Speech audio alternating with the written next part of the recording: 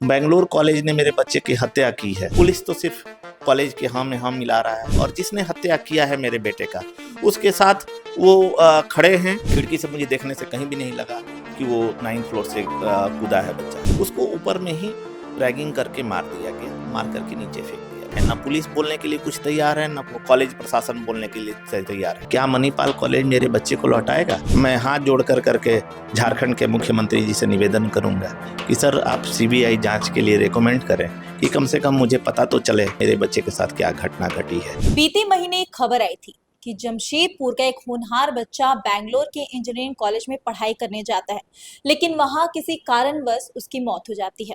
और जब रात में उस बच्चे के पिता को फोन किया जाता है कि आपके बच्चे की मौत हो गई है, जब पिता इस बात से परेशान होकर बैंगलोर पहुंचते अपने बच्चे को देखने के लिए, तो उनका बच्चा इस दुनिया में नहीं रहता है।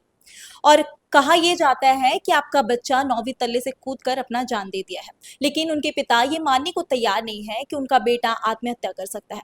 उनका साफ कहना है कि उनका बेटा आत्महत्या नहीं बल्कि उनका हत्या किया गया है। तो हम सीधे उस बच्चे के पिता से जोड़ेंगे और जानेंगे कि आखिर उस दिन क्या कुछ हुआ था। मैडम 7 अप्रैल की ये घटना है। मेरे पास टेलीफोन से सूचना मिली कि बच्चा 9th फ्लोर से गिर गया है। इसके बाद कुछ उन्होंने नहीं बोला, मैं इंतज़ार करते रह गया कि वो कोई फ़ोन आएगा। फिर मैं अपने स्तर से कोशिश करने लगा, फिर मुझे पता चला कि देहांत हो गई है। मैं वहाँ गया, वहाँ जाने के बाद पूरी जो टीम थी मणिपाल की वो हम लोग को घेरे हुए थी और वो दिखाने की कोशिश कर रहा था कि बच्चे का नंबर कम आया है, बच्चे का अटेंडेंस कम आया है, इसलिए उसने आत्महत्या किया। ना उनके बच्चे के साथ कोई इमोशनल अटैचमेंट नज़र नहीं आ रहा था। 2 साल उस बच्चा ने उस कॉलेज में पढ़ा था। प्रति वर्ष मणिपाल को हमने 8 लाख रुपया दिया था। 2 साल में 16 लाख रुपया उनको दे चुका हूँ। उन्होंने कहा कि बच्चा का नंबर कम आने से उसने सुसाइड किया है। मैंने बोला कि मैं जहाँ बच्चा HB 4 में 927 नंबर रूम में रहता था, मैं उस कॉलेज के हॉस्टल में गया, उसका कमरा देखा। कमरा पूरा बिखरा हुआ था। मैं खिड़की देखा, खिड़की का साइज जो ऐसा था, नैरो टाइप का था। वो संभव नहीं था कि वो 70 बरस उम्र 70 केजी का बच्चा उसमें घुस सकता है। यदि उन्होंने कहा कि टेढ़ा मेढ़ा करके घुस जाएगा, कोई कागज थोड़ी था कि वो टेढ़ा मेढ़ा करके घुस जाता। उस खिड़की के बाद आगे कोई दीवार नहीं था। यदि मान लीजिए कि आधा घुस भी जाता तो अपने आप अपने बॉडी को भीतर कैसे खींचता? बाहर की ओर खींचने के लिए उसके पास कोई पकड़ने के लिए कोई जगह ही नहीं था कि वो अपने शरीर को बाहर खींचे और वो कूद जाए। खिड़की से मुझे देखने से कहीं भी नहीं लगा कि वो 9th फ्लोर से कूदा है बच्चा। फिर मैं उसको बॉडी को देखा, बॉडी एकदम पूरी सॉलिड थी। 9th फ्लोर से RCC रोड पर गिरने के बाद पूरी बॉडी जो है छत विच्छेद हो जाएगी, लेकिन पूरी शरीर जो था, न दांत उसका टूटा हुआ था, न कहीं सर फटे हुए थे, न कहीं हाथ पैर से खून गिर रहा था, कहीं से कुछ नहीं था, सॉलिड बॉडी थी।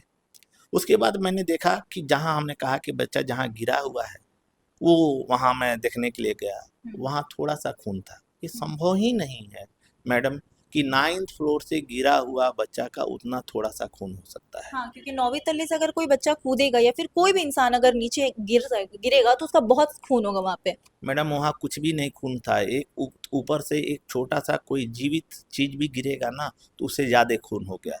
मैंने वहाँ CC कैमरा मैंने देखा, वो 99% लग रहा है कि उस बच्चे को ऊपर से मार करके नीचे फेंका गया है, क्योंकि उस CC कैमरे में वो कहीं भी हाथ पांव नहीं मर रहा था।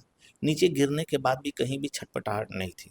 बच्चा तुरंत गिरा, तुरंत ऊपर में ही मर नहीं जाएगा। वो कहीं ना कहीं वो नीचे गिरेगा तो उसके शरीर में हलचल होगी, लेकिन उसके शरीर में कहीं भी कोई हलचल नहीं थी। उसको ऊपर में ही रैगिंग करके मार दिया गया, मार करके नीचे फेंक दिया गया। उसके बाद पता चला कि जब फॉरेंसिक टीम के आने के पहले पूरी दरवाज़ा और हैंडल 927 नंबर रूम में मेरा बच्चा रहता था, उसकी हैंडल और दरवाज़ा धो दिया गया फॉरेंसिक टीम के आने के पहले। सिर्फ 9th ही नहीं धोया गया, 7th फ्लोर का भी हैंडल से लेकर के दरवाजा तक धोया गया। मेरे बच्चे के घटना के बाद कोई बच्चा था 7th फ्लोर पर, उसने सुसाइड करने की कोशिश की। उसके रूम में कुछ आपत्तिजनक सामानें मिली, लोगों से यही जानकारी हुई। सच्चाई तो पुलिस ही लगा सकता है, मेरे को कोई जानकारी नहीं है। 7th फ्लोर को क्यों धोया गया 9th फ्लोर में तो मेरा बच्चा रहता था, वो तो समझ में आता है कि उसका हैंडल और दरवाज़ा साक्ष्य मिटाने के लिए कॉलेज ने धो दिया। लेकिन 7th फ्लोर पर क्या घटना घटी थी कि उनको साक्ष्य मिटाने की नौबत आई, और रात को 2 बजे करीब फॉरेंसिक टीम के आने के पहले वो हैवी मशीन लगा कर करके दरवाज़ा और खिड़की उन्होंने धोया और हैंडल तक धोया। फॉरेंसिक टीम के आने के पहले जब मेरे रिलेटिव फॉरेंसिक टीम के साथ गए उस कमरे में, सारा सामान वगैरह बिखरा था। उस कमरे में बच्चे का न चादर था न तकिया का कवर था। मेरे रिलेटिव वगैरह ने पूछा कि अरे यहाँ चादर और तकिया नहीं है। तो पीछे से एक गार्ड ने बोला कि हम लोग, बच्चा जब गिरा तो हम लोग ऊपर आए, मास्टर की से दरवाज़ा खोले, तब हम लोग इसी चादर को लेकर के गए और वहाँ बॉडी लेकर के आए। मैडम, एक आम आदमी भी ये समझ सकता है कि कोई बच्चा जब नीचे गिरा है, हॉस्पिटल कैंपस में हॉस्पिटल है, वहाँ क्यों नहीं लेकर के जाया गया। उस आप जब यहाँ से अपने बच्चे को देखने के लिए वहां पहुंचे थे तो आपके बच्चे को आपने किस स्थिति में देखा? बच्चे को नीचे मणिपाल जो कॉलेज है उनका अपना यलहंका में हॉस्पिटल है, हाँ। वहाँ मैं गया, वहाँ नीचे मार्चरी थी, उसी में उसकी बॉडी रखी हुई थी, उसको हमने देखा वहाँ। वो देखने से कहीं भी नहीं लगा कि वो, उसी समय मुझे लगा कि देखने से कहीं नहीं लगा कि वो 9th फ्लोर से गिरा हुआ बच्चा है।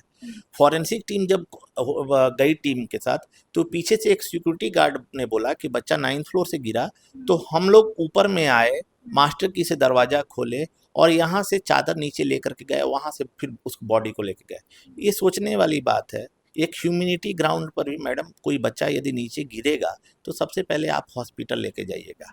उसको घूम कर कर करके, उसकी हजारों खिड़कियां हैं, आपको कैसे पता चला कि उस हजारों खिड़कियां में से 9th फ्लोर से ही बच्चा गिरा है?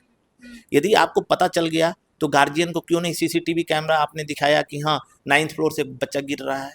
कहीं भी वो मैडम कैमरे में वो नहीं नज़र आ रहा है कि किस फ्लोर से बच्चा गिरा है। तो सीसीटीवी फुटेज आप लोग को प्रोवाइड ही नहीं किया गया? मैडम, कुछ नहीं प्रोवाइड किया। कॉलेज तो कुछ भी बोलने के लिए तैयार नहीं है, ना पुलिस बोलने के लिए कुछ तैयार है, ना कॉलेज प्रशासन बोलने के लिए तैयार है। इस घटना के बाद मैं स्थानीय विधायक श्री शरीर राजी से भी मिला, मैंने उनको आवेदन दिया। यहाँ के जमशेदपुर के सांसद को भी मैंने आवेदन दिया। मैं झारखंड के मुख्यमंत्री जी को भी मैंने आवेदन दिया।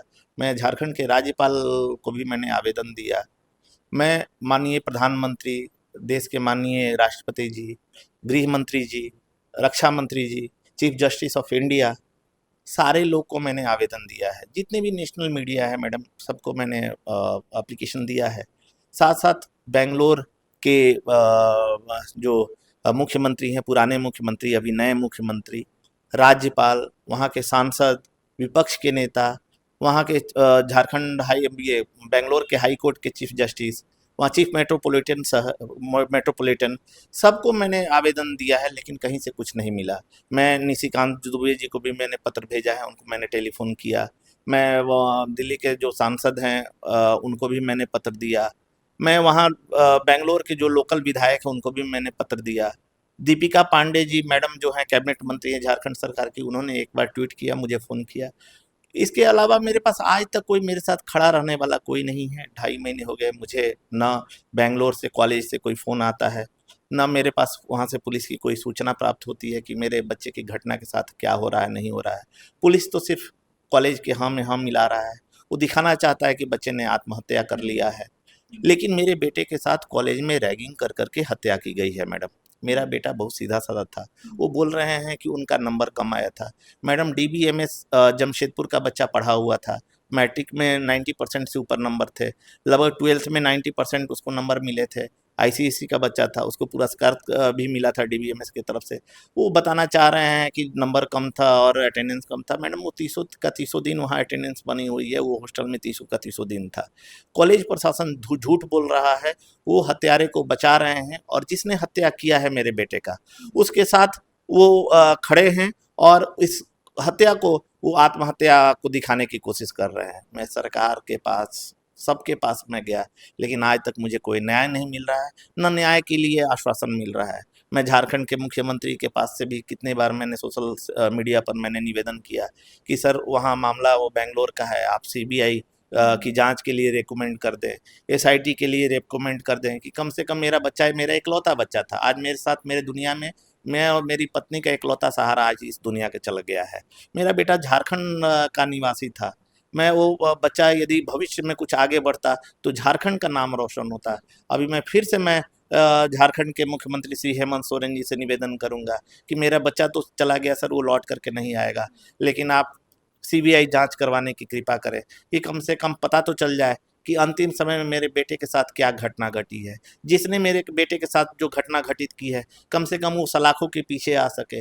अंतिम मेरी इच्छा यही है, और तो कुछ है नहीं ज़िंदगी में, तो अब कुछ है नहीं, मेरा सहारा ही ख़त्म हो गया है।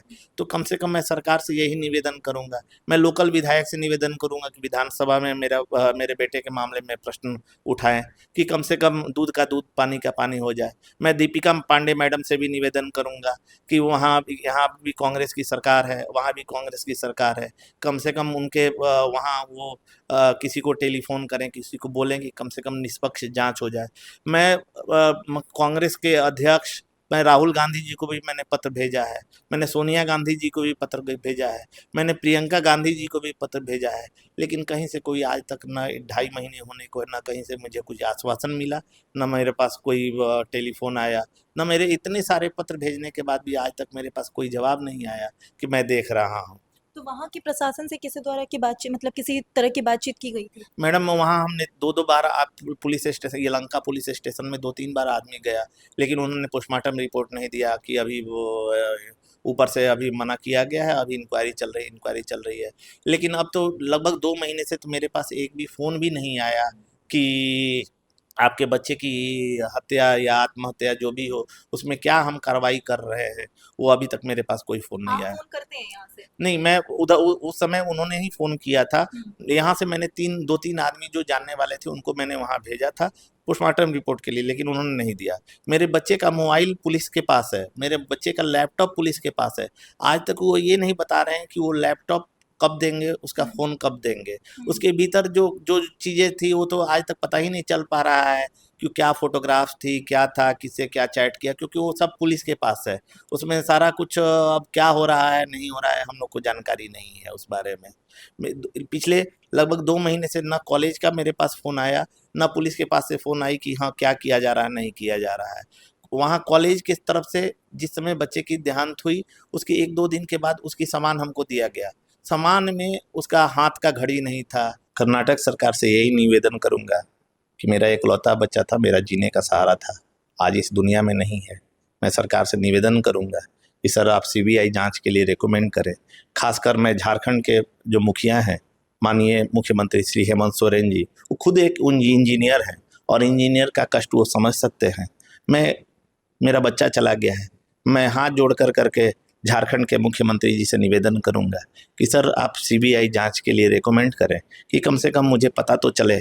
बच्चा तो लौट करके नहीं आएगा, लेकिन मुझे पता चले कि मेरे बच्चे के साथ क्या घटना घटी है, क्योंकि बेंगलोर जो है वो हिंदी भाषी क्षेत्र नहीं है, वहाँ कोई हिंदी में बात नहीं कर पाते हैं, वहाँ बात करने में समस्या है। वहाँ बहुत सारे कागज लोग सिग्नेचर करवाते हैं, वो अपने भाषा में करवाते हैं, मुझे जानकारी भी नहीं होती कि क्या चीज़ पर मुझे साइन करवा रहे हैं। तो इसलिए वहाँ से मुझे उतना सहयोग नहीं मिल रहा है, क्योंकि मेरे अपने भाषा भाषी नहीं है।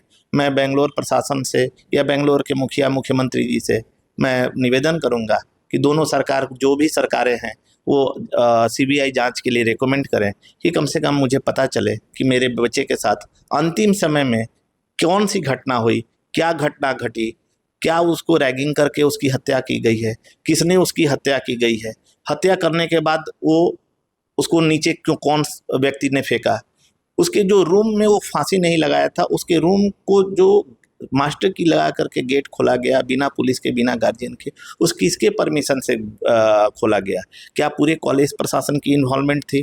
क्या वार्डन की इन्वॉल्वमेंट थी? क्या सिक्योरिटी गार्ड की इन्वॉल्वमेंट थी? कहीं ना कहीं ये इतनी बड़ी घटना है तो सारे लोग की इन्वॉल्वमेंट जरूर है।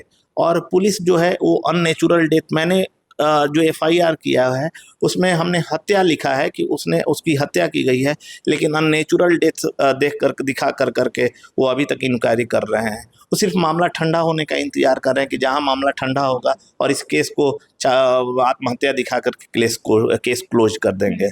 तो मैं झारखंड सरकार के मुखिया श्री हेमंत सोरेन जी से निवेदन करूंगा कि सर मेरे केस को, मेरे बच्चे की हत्या को न्याय तभी मिलेगा जब आप सीबीआई का रिकमेंड करेंगे और सीबीआई इंक्वायरी करेगा तो पता चल पाएगा कि हाँ मेरे बच्चे के साथ क्या उस कॉलेज में घटना घटी। ये सिर्फ मेरे साथ नहीं है, हर माँ बाप अपने बच्चे को वहाँ भेजते हैं पढ़ने के लिए, उसकी उज्जवल भविष्य बनाने के लिए।